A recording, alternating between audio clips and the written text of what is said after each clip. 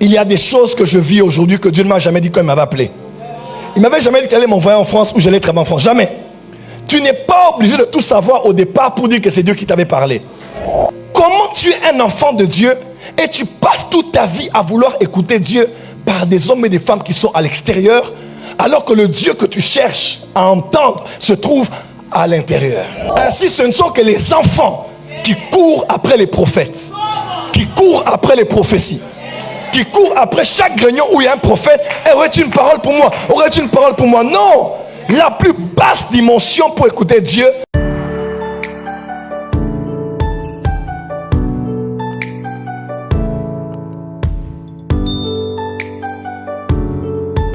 L'anatomie de l'esprit et les 5 sens spirituels. Allons-y avec quelques définitions des concepts. La Bible déclare dans 1 Thessaloniciens 5 verset 23 que le Dieu de paix vous sanctifie lui-même tout entier et que tout votre être, l'esprit, l'âme et le corps, quelqu'un peut dire avec moi l'esprit, l'âme et le corps, on dit soit conservé irrépréhensible lors de l'avènement de notre Seigneur Jésus-Christ. Amen. Ce texte nous montre une fois de plus que l'homme est tripartite. L'apôtre Paul a écrit son premier épître, qui était l'épître qu'on appelle l'épître de Paul aux Thessaloniciens. Il venait à peine de passer Galates 1, Galates 2, 3 ans approximativement en Arabie. Les théologiens même disent que c'était pratiquement à la même montagne de Sinaï où Moïse avait reçu la loi. Là où il y avait de la fumée, des trompettes, des éclairs. Et il était descendu avec les tablettes de la loi. En parallèle avec Paul, Paul à son tour était aussi allé, il n'a consulté ni la chair et le sang. Lui, à l'instar de Moïse, avait reçu les révélations de Christ. Comme personne avant lui n'a compris les mystères de Christ comme l'apôtre Paul. Dans Éphésiens 3, versets 1, 2, 3, 4, il peut dire quelque part, vous pouvez vous-même réaliser l'intelligence que j'ai des mystères de Christ.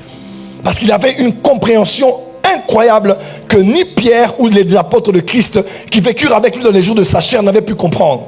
Il expliquait la Sainte Seine alors qu'il n'était pas là lors de la dernière scène. Il expliquait le mariage, il a parlé des dons spirituels, il a parlé de la mort, de la résurrection, même de l'enlèvement. 1 Thessaloniciens 1, 1 Thessaloniciens et 2 Thessaloniciens. Il parle de l'antichrist, de la bête, de l'avènement du Seigneur. Là, il parle du retour glorieux. Il parle aussi de l'enlèvement de l'église, au son de la trompette et à la voix d'un archange. Paul était un homme tout simplement exceptionnel. Quelqu'un peut dire amen. Amen. Et l'apôtre Paul a, par ce seul verset, expliqué une vérité capitale. L'homme est un être tout entier. L'homme, il est esprit, il est âme et il est corps. Et ce sont ces 3 parties qui doivent être préservées, irrépréhensibles jusqu'à l'avènement du Seigneur. Dis avec moi, esprit, âme et corps. Alors, en parlant de esprit, âme et corps, vous vous souviendrez que lorsque Dieu a voulu habiter parmi le peuple d'Israël, il a instruit à Moïse de pouvoir construire, bâtir, édifier on appelle ça Emma, un tabernacle. Le tabernacle était tripartite autant que le Père, le Fils et le Saint-Esprit. Autant que l'homme, esprit, âme et corps. Le tabernacle était composé de 3 parties. Certains disent aussi de 2 parties. 3 parties, c'est-à-dire parvis, lieu saint, lieu très saint. De 2 parties, parvis, lieu très saint et lieu saint combinés. Pourquoi ? Parce que quand on étudie bien les Écritures, ce qu'on appelle tabernacle ou tente d'assignation, dans d'autres contextes, on dit que la tente d'assignation n'était pas tout le tabernacle, mais c'était la partie voilée et cachée du tabernacle. Le lieu de la rencontre. Dans le parvis, il y avait la lumière du soleil. Dans le lieu saint, il y avait la lumière des chandeliers face au pain de proposition. Et dans le Saint des Saints, il y avait la lumière de la lueur bleue qu'on appelait la Shekinah. Dans le parvis, il y avait notamment un liquide. Le liquide que l'on voyait surtout était le sang. Après avoir immolé le sacrifice.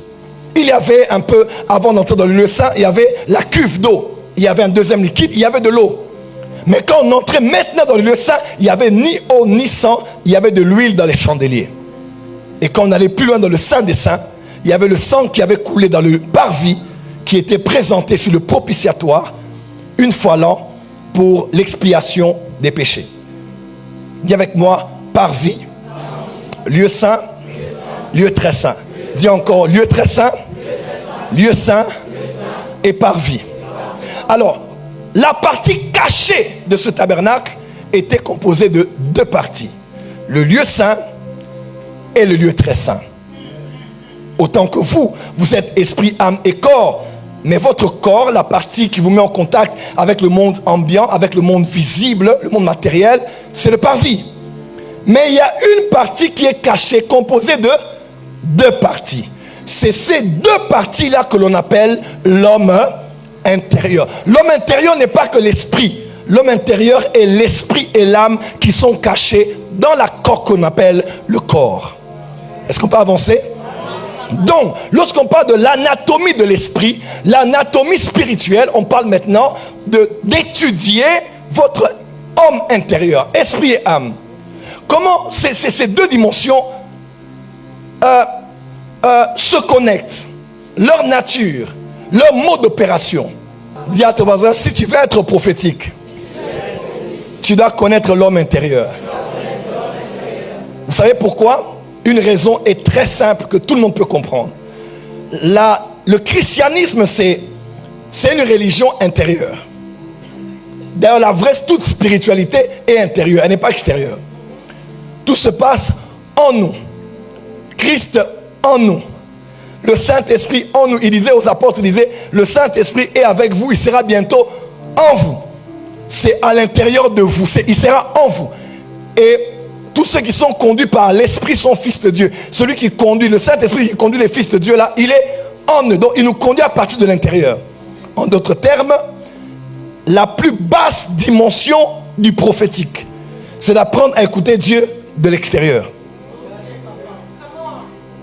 Mais la plus haute dimension du prophétique, c'est quand tu apprends à écouter Dieu de l'intérieur. Comment tu es un enfant de Dieu et tu passes toute ta vie à vouloir écouter Dieu par des hommes et des femmes qui sont à l'extérieur, alors que le Dieu que tu cherches à entendre se trouve à l'intérieur. Ainsi, ce ne sont que les enfants qui courent après les prophètes, qui courent après les prophéties, qui courent après chaque réunion où il y a un prophète. Aurais-tu une parole pour moi? Aurais-tu une parole pour moi? Non! La plus basse dimension pour écouter Dieu, c'est de consulter Dieu de l'extérieur.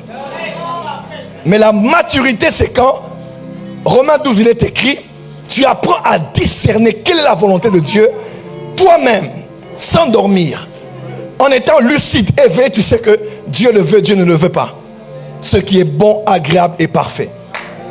Le prophétique ne se développe pas en apprenant à écouter qui a dit vrai de l'extérieur. Est-il vrai? Fausse prophétie. Vrai prophète, faux prophète. C'est pas ça être prophétique. Le prophétique, c'est quand tu apprends toi-même à écouter Dieu à l'intérieur de toi. Il te parle de l'intérieur et il te dit ce que tu dois faire. Généralement, quand nous pensons, ça c'est une autre histoire. Dis à ton voisin, écoute Dieu de l'intérieur avant de l'écouter de l'extérieur. Alléluia. Alléluia. Alléluia. Ne parle-t-il qu'à l'intérieur? Non, il parle tantôt d'une manière, tantôt d'une autre. Mais même s'il utilise quelqu'un de l'extérieur pour te dire quelque chose que tu n'as jamais entendu à l'intérieur, il y aura néanmoins au fin fond de toi un répondant. Quelque chose qui te dira à l'intérieur que tu n'as jamais entendu ça. C'est peut-être non rationnel, mais il y a quelque chose en toi qui te dit, ce qui est dit là, ma tête n'arrive pas à digérer, mais il y a quelque chose en moi qui te dit que c'est vrai. Dieu a appelé Moïse, il lui a dit tout ce qu'il devait faire. Il ne l'a jamais dit de construire un tabernacle. Il dit, voici le signe qui montre que j'étais envoyé. Tu vas revenir avec eux ici au Sinaï et vous allez m'adorer. Quand il arrive là, Dieu dit, bon, maintenant on passe à autre chose. Oh, à autre chose quoi? Construire un tabernacle. C'est pour ça que je t'ai emmené ici à la montagne. Il dit, mais Seigneur, ce n'est pas ainsi. Imagine que les collaborateurs de Moïse entendent Moïse faire l'appel de fond et dire, on doit construire maintenant le tabernacle. Les plus spirituels auraient dit, Quand Dieu t'avait appelé, il ne t'a pas dit ça. Reste dans la vision. Reste dans l'appel. L'appel est dynamique. Il y a des choses que je vis aujourd'hui que Dieu ne m'a jamais dit quand il m'avait appelé. Il ne m'avait jamais dit qu'il allait m'envoyer en France ou j'allais travailler en France. Jamais. Tu n'es pas obligé de tout savoir au départ pour dire que c'est Dieu qui t'avait parlé. Il y a des choses qui avancent selon les phases, selon les saisons de la vie. Dis à ton voisin, sois prophétique.